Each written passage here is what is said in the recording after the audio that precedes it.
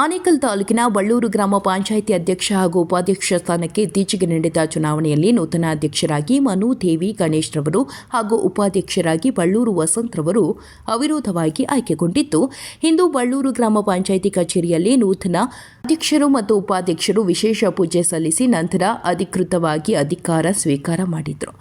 ಇನ್ನು ಇದೇ ಸಂದರ್ಭದಲ್ಲಿ ಬಳ್ಳೂರು ಗ್ರಾಮ ಪಂಚಾಯಿತಿ ಸದಸ್ಯರು ಮತ್ತು ಸ್ಥಳೀಯ ಮುಖಂಡರುಗಳು ಮತ್ತು ಗ್ರಾಮಸ್ಥರು ಬಳ್ಳೂರು ಗ್ರಾಮ ಪಂಚಾಯಿತಿಯ ಅಧ್ಯಕ್ಷರಾದ ಮನು ದೇವಿ ಗಣೇಶ್ ರವರಿಗೆ ಮತ್ತು ಬಳ್ಳೂರು ಗ್ರಾಮ ಪಂಚಾಯಿತಿಯ ಉಪಾಧ್ಯಕ್ಷರಾದ ಬಳ್ಳೂರು ವಸಂತ್ ರವರಿಗೆ ಹೂಗುಚ್ಛ ನೀಡಿ ಜೊತೆಗೆ ಸಿಹಿ ಹಂಚಿ ಶುಭ ಹಾರೈಸಿದರು. ಇನ್ನು ಕಾರ್ಯಕ್ರಮದಲ್ಲಿ ಬಳ್ಳೂರು ಗ್ರಾಮ ಪಂಚಾಯಿತಿ ಸದಸ್ಯರಾದ ಸತೀಶ್ ರೆಡ್ಡಿ, ದಾಸನಾಪುರ ಮಂಜು, ವೈ ನಾಗರಾಜ್, ಲಕ್ಷ್ಮಮ್ಮ, ತಾಜ್ ಉನ್ನಿಸಾ, ಲತಾ, ವಿಜಯಮ್ಮ, ಕೇಬಲ್ ಶ್ರೀನಿವಾಸ್, ಅಶೋಕ್ ರೆಡ್ಡಿ ಮತ್ತು ಸ್ಥಳೀಯ ಮುಖಂಡರಾದ ಬಳ್ಳೂರು ಮುನಿವೀರಪ್ಪ, ನಾರಾಯಣಸ್ವಾಮಿ, ವೇಣು, ದಾಸನಾಪುರ ಅಣ್ಣಯ್ಯಪ್ಪ, ವೀರಭದ್ರ, ಮುನಿರೆಡ್ಡಿ, ಮುನಿರಾಜರೆಡ್ಡಿ, ಪಿಡಿಒ ಜಯರಾಮ್, ಕಾರ್ಯದರ್ಶಿ ರಾಜಪ್ಪ ಮತ್ತು ಸಿಬ್ಬಂದಿ ವರ್ಗದವರು ಮತ್ತು ಗ್ರಾಮಸ್ಥರು ಭಾಗವಹಿಸಿದರು.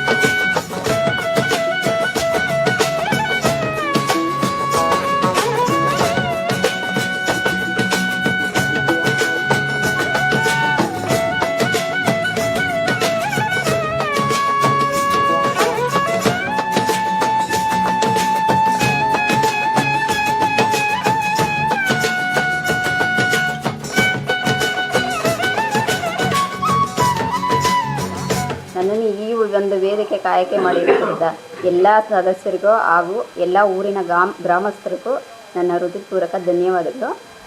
ಏನು ನಮ್ಮ ಇದರಲ್ಲಿ ಗ್ರಾಮ ಪಂಚಾಯತಿನಲ್ಲಿ ಒಳ್ಳೆ ಕೆಲಸ ಇದೆ. ನಮ್ಮ ಕೈಯಲ್ಲಿ ಆದಷ್ಟು ಮಾತ್ರ ನಾವು ಒಳ್ಳೆ ಕೆಲಸ ಮಾಡೋಣ ಅಂದ್ಕೊಂಡಿದ್ದೀವಿ ಅಷ್ಟೇ. ಮತ್ತು ನನ್ನ ಅವಿರೋಧವಾಗಿ ಆಯ್ಕೆ ಮಾಡಿದ್ದಾರೆ. ಸೊ ಅವ್ರಿಗೆ ಏನು ಹೇಳೋಕ್ಕೆ ಇಷ್ಟಪಡ್ತೀರಾ ಎಲ್ಲ ಸದಸ್ಯರಿಗೆ? ಅವರಿಗೆಲ್ಲ ನನ್ನ ಧನ್ಯವಾದಗಳು ಹೇಳೋಕ್ಕೆ ಇಷ್ಟಪಡ್ತೀನಿ. ಹಲವು ಸಮಸ್ಯೆಗಳಿದ್ದಾವೆ ಬಳ್ಳೂರು ಗ್ರಾಮ ಪಂಚಾಯತಿ ವ್ಯಾಪ್ತಿಯಲ್ಲಿ. ಅದರಲ್ಲೂ ಗಡಿ ಭಾಗದ ಪಂಚಾಯತಿ ಆಗಿರೋದ್ರಿಂದ ಕೆಲವು ಮೂಲಭೂತ ಸಮಸ್ಯೆಗಳಿದ್ದಾವೆ. ಸೊ ಅವುಗಳನ್ನೆಲ್ಲ ಬಗೆಹರಿಸೋದಕ್ಕೆ ಏನು ಕ್ರಮ ತಗೊಳ್ತೀರಾ ಮುಂದೆ? ಎಲ್ಲ ಸದಸ್ಯರ ಒಟ್ಟಿಗೆ ಚರ್ಚೆ ಮಾಡಿ ಆಮೇಲೆ ಕ್ರಮ ಕೈಗೊಳ್ತೀವಿ. ನಮಸ್ಕಾರ ಎಲ್ರಿಗೂ. ಮೊದಲಿಗೆ ಏನು ಇಲ್ಲಿ ಪಕ್ಷ ಭೇದ ಇಲ್ಲದೆ ಎಲ್ಲರೂ ಅವಿರೋಧವಾಗಿ ಆಯ್ಕೆ ಮಾಡಿದ್ದಾರೆ. ಎಲ್ಲರ ಸಾಮರ್ಥ್ಯದಿಂದ ಈ ಒಂದು ಉಪಾಧ್ಯಕ್ಷರ ಸ್ಥಾನವನ್ನು ಕೊಟ್ಟಿದ್ದಾರೆ. ಊರಿನ ಜನತೆಗೆ, ಪಂಚಾಯಿತಿ ಎಲ್ಲ ಸದಸ್ಯರುಗಳಿಗೆ 22 ಜನರಿಗೆ ನಾನು ಆಭಾರಿಯಾಗಿದ್ದೇನೆ. ಮೊದಲಿಗೆ ಅವರಿಗೆ ಧನ್ಯವಾದಗಳನ್ನು ತಿಳಿಸೋಕ್ಕೆ ಬಯಸ್ತೇನೆ. ತುಂಬ ಸಮಸ್ಯೆಗಳಿದ್ದಾವೆ ಗಡಿ ಭಾಗದ ಪಂಚಾಯಿತಿ, ಮತ್ತು ನೆಕ್ಸ್ಟ್ ಗ್ರೇಟರ್ ಬೆಂಗಳೂರು ಆಗ್ತಾ ಇದೆ. ಸೊ ಅದ್ರ ಬಗ್ಗೆ ಹೇಳೋದಾದರೆ ಸಮಸ್ಯೆಗಳು ಹಿಂದೆ ಬಂದಂಥ ಅಧ್ಯಕ್ಷರು ಉಪಾಧ್ಯಕ್ಷಗಳು ಅವರ ಕೈಯಲ್ಲಿ ಆದ ಮಟ್ಟಿಗೆ ಎಲ್ಲ ಕೆಲಸ ಕಾರ್ಯಗಳನ್ನು ಮಾಡ್ಕೊಂಬಂದಿದ್ದಾರೆ. ಅವರು ಕೊಟ್ಟಂಥ ದಾರಿಯಲ್ಲಿ ನಾವು ಇನ್ನೂ ಹೆಚ್ಚು ಕೆಲಸಗಳನ್ನು ಮಾಡಲಿಕ್ಕೆ ಪ್ರಯತ್ನಪಟ್ಟು ಪಂಚಾಯಿತಿಯ ಸೌಲಭ್ಯಗಳನ್ನು ಮನೆಗೆ ತಲುಪಿಸಲಿಕ್ಕೆ ಅಥವಾ ಯಾವೆಲ್ಲ ಕೆಲಸ ಕಾರ್ಯಗಳು ಏನು ಬ್ಯಾಲೆನ್ಸ್ ಇದೆಯೋ ಅದನ್ನೆಲ್ಲ ಕಂಪ್ಲೀಟ್ ಮಾಡಿ ಒಂದು ಹೊಸ ಶಕೆಯನ್ನು ಆರಂಭಿಸೋಕ್ಕೆ ಇಷ್ಟಪಡ್ತೀವಿ. ನಾವು ಅಧ್ಯಕ್ಷರು ಮತ್ತು ಉಪಾಧ್ಯಕ್ಷರು ಇವತ್ತು ಅಧಿಕಾರವನ್ನು ಸ್ವೀಕಾರ ಮಾಡಿದ್ದಾರೆ. ಅವರಿಗೆ ನಾನು ಮೊದಲನೇದಾಗಿ ಅಭಿನಂದನೆಗಳನ್ನು ಸಲ್ಲಿಸ್ತೇನೆ. ಇಬ್ಬರೂ ಒಳ್ಳೆಯ ಕ್ರಿಯಾಶೀಲಾದಂಥ ವ್ಯಕ್ತಿಗಳು. ಹಂಗಾಗಿ ಈ ಮನುದೇವಿಯವರು ಅಧ್ಯಕ್ಷರು, ವಸಂತರವರು ಉಪಾಧ್ಯಕ್ಷರು. ಮೂಲಭೂತ ಸೌಕರ್ಯಗಳು ಏನು ಮಾಡಬೇಕು ಪಂಚಾಯತಿ ವ್ಯಾಪ್ತಿಯಲ್ಲಿ 100% ಅವ್ರು ಮಾಡ್ತಾರೆ. ಈಗಾಗಲೇ ಅವರು ಸದಸ್ಯರಾಗಿಯೇ ಒಳ್ಳೆ ಕೆಲಸ ಮಾಡಿದ್ದಾರೆ. ಇನ್ನು ಮುಂದೆ ಏನೋ ಒಂದು 7-8 ತಿಂಗಳು 9 ತಿಂಗಳು ಅವಧಿ ಇದೆ. ಇಬ್ಬರಿಗೂ ಕಾಲಾವಕಾಶ ಬೇಜಾನಿದೆ.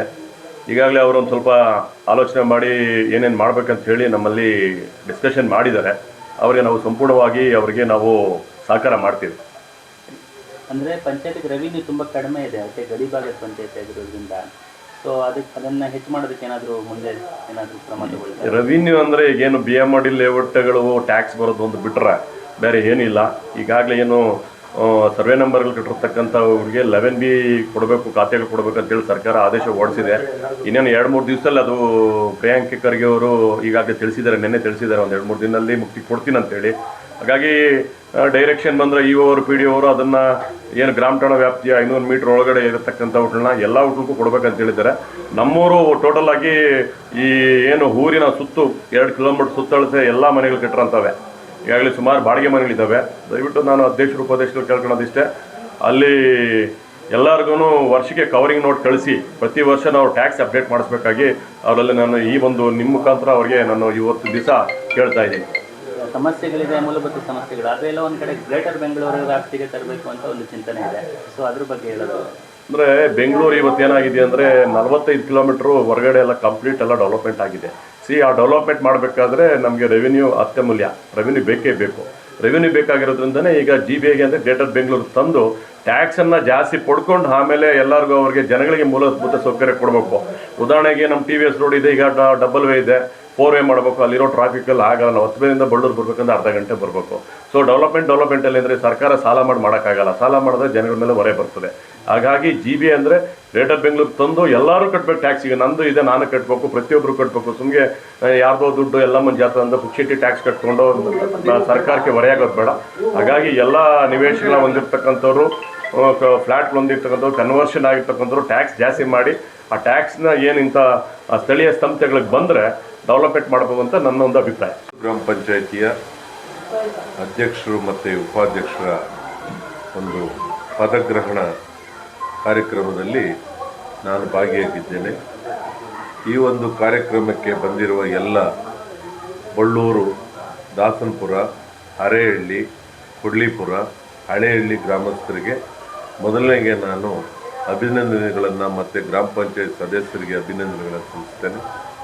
ಈ ಒಂದು ಕಾರ್ಯಕ್ರಮದಲ್ಲಿ, ಪದಗ್ರಹಣ ಕಾರ್ಯಕ್ರಮದಲ್ಲಿ ನಮ್ಮ ಸಹೋದರಿ ಮನೋದೇವಿ ಗಣೇಶ್ರವರು ಮತ್ತು ನಮ್ಮ ಯುವ ನಾಯಕ ವಸಂತ ರೆಡ್ಡಿಯವರು ಅಧ್ಯಕ್ಷರು ಮತ್ತು ಉಪಾಧ್ಯಕ್ಷರಾಗಿ ಅವಿರೋಧವಾಗಿ ಆಯ್ಕೆಯಾಗಿದ್ದಾರೆ.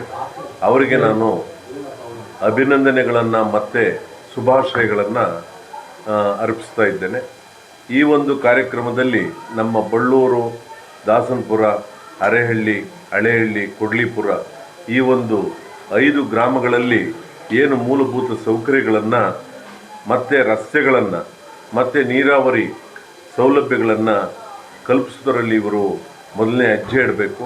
ಮತ್ತು ಸ್ವಚ್ಛ ಕಾರ್ಯಕ್ರಮಗಳನ್ನು ಇಟ್ಕೊಂಡು ಅವರು ಕಾಲಾವಕಾಶ ಇರೋದರಿಂದ ಒಳ್ಳೆ ಕೆಲಸ ಮಾಡ್ತಾರೆ. ಮತ್ತು ಅನುಭವಶಾಲಿಗಳು ಮತ್ತು ಉತ್ಸಾಹಿಗಳು ಮತ್ತು ಯುವಕರು ಈ ಒಂದು ಎಲ್ಲ ಜನಗಳನ್ನು ಕೊಂಡೊಯ್ಯೋದು ಮತ್ತು ಸರ್ಕಾರದಿಂದ ಬರೋ ಒಂದು ಸೌಲಭ್ಯಗಳನ್ನು ಜನರಿಗೆ ನೇರವಾಗಿ ತಲುಪಿಸೋ ದಿಕ್ಕಿನಲ್ಲಿ ಕೆಲಸ ಮಾಡ್ತಾರೆ ಅಂತ ನಾನು ನಂಬಿ ಇವತ್ತು ಆ ಒಂದು ಪದಗ್ರಹಣದಲ್ಲಿ ನಾನು ಕಾರ್ಯಕ್ರಮದಲ್ಲಿ ಭಾಗಿಯಾಗಿರೋದು ನನ್ನ ಶ್ರೇಷ್ಠತೆ ಅಂತ ಹೇಳೋದಕ್ಕೆ ಇಷ್ಟಪಡ್ತೀನಿ.